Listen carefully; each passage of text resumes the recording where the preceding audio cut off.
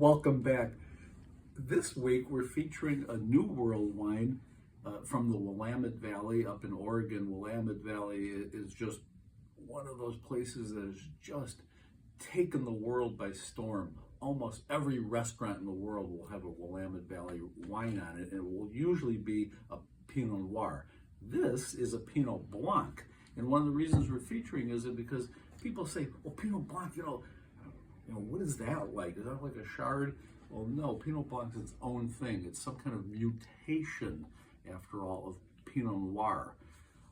So it just kind of naturally occurred, and so Pinot Blanc, it's the white version of a dark-skinned grape, and it has this complexity then that comes along with a mutation of a dark-skinned grape.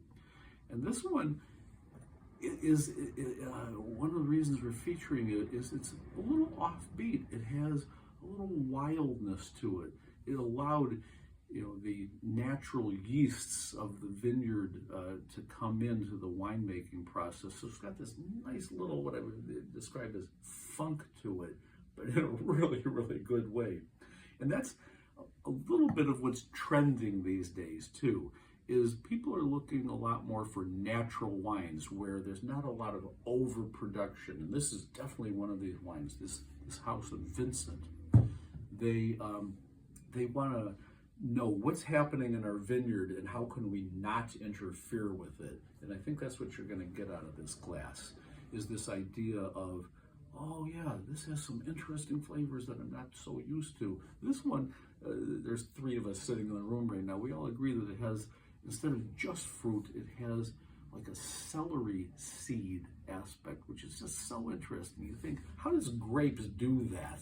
And that's what keeps us endlessly fascinated, is grapes produce all of these little flavors.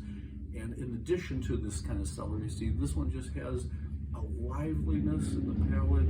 It's very refreshing. It's something, again, slightly off the beaten path, even though it's an ancient varietal. And it's just something that we think people should come in and try. So until next time, cheers.